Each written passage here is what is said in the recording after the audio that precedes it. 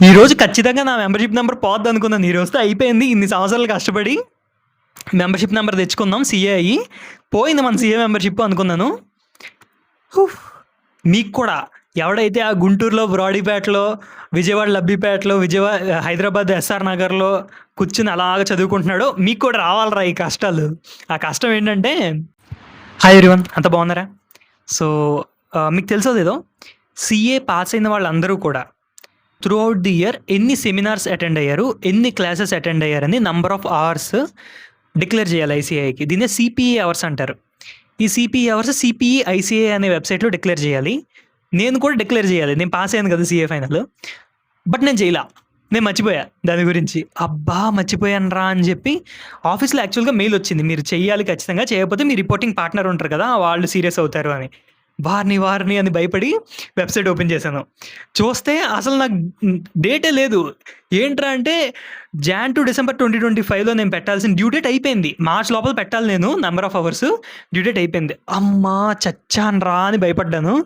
సరే ఓకే. ఏమైతే అదే అయింది. పెనాల్టీ కట్టేద్దాం అనుకున్నా. ఒకడంటాడు 5,000 పెనాల్టీ కట్టాలంటాడు. ఒకడంటాడు లేదు పోయింది పో నీ మెంబర్‌షిప్ నంబర్ క్యాన్సిల్ చేస్తాను. మెంబర్‌షిప్ నంబర్ క్యాన్సిల్ చేస్తే ఎలాగరా? నేను ఎంత చచ్చి చెడి తెచ్చుకున్నాను. మెంబర్‌షిప్ నంబర్ సీఏ పాస్ అయ్యి 2 సంవత్సరాలు అయింది. జాబ్ చేస్తున్నాను బిగ్ 5లో అని కంగారు పడ్డాను. సరే ఇలా కాదు. అసలు ప్రాపర్‌గా రీసెర్చ్ చేద్దాం దీని మీద అని చెప్పి వెతుకుతుంటే అప్పుడు మ్యాజిక్ లాంటి సొల్యూషన్ దొరికింది. ఏంటంటే నేను పాస్ అయింది మే 2024 అటెంప్ట్. కానీ నేను మెంబర్‌షిప్ నంబర్ తీసుకుంది జాన్ 2025లో. ఏమైందంటే మనం కొంచెం రెబెల్‌లాగా తయారయ్యామనమాట సీఏ ఫైనల్ పాస్ అయిన తర్వాత. నేను ఎలాగా ఐసీఏకి every 6 months once exam fees కడుతున్నాను. నేను మళ్ళీ మెంబర్‌షిప్ ఫీజ్ కూడా కట్టాలి నేను పాస్ అయిన తర్వాత. నేను కట్టను అని చెప్పి నేను అసలు మెంబర్‌షిప్ తీసుకోలేదు నేను. మెంబర్‌షిప్ అప్లై చేయలేదు నేను. ఆ తర్వాత తెలిసింది. మెంబర్‌షిప్ లేకపోతే కాన్వొకేషన్ జరగదు. అసలు కాన్వొకేషన్‌లో మనకిచ్చేదే మెంబర్‌షిప్ సర్టిఫికేట్. అక్కడ లొంగిపోయాను నేను. ఇంకా నాకు కాన్వొకేషన్ చాలా ఇంపార్టెంట్. నేను పాస్ అవ్వకముందు డిప్రెషన్‌లో ఉంటే కాన్వొకేషన్‌కి అటెండ్ అవుతున్నట్టు, ఆ బ్లాక్ ఏప్రాన్ ఏసుకొని పైకెళ్తున్నట్టు ఇమాజిన్ చేసుకొని మోటివేషన్ తెచ్చుకొని చదువుకునేవాడిని. సరే కాన్వొకేషన్ కోసం కడతానురా మెంబర్‌షిప్ ఫీజ్ అని 3,500 రూపీస్ కట్టాను.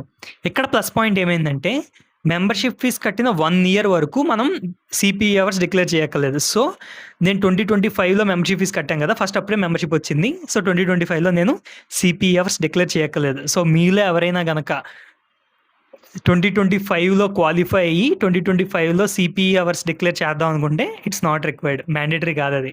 మీరు కంగారు పడొద్దు. నాలాగా అసలు కంగారు పడొద్దు. ఈరోజు పొద్దున్నుంచి టెన్షన్‌లోనే ఉన్నాను నేను దాని గురించి. అది ఈరోజు జరిగింది మొత్తానికి.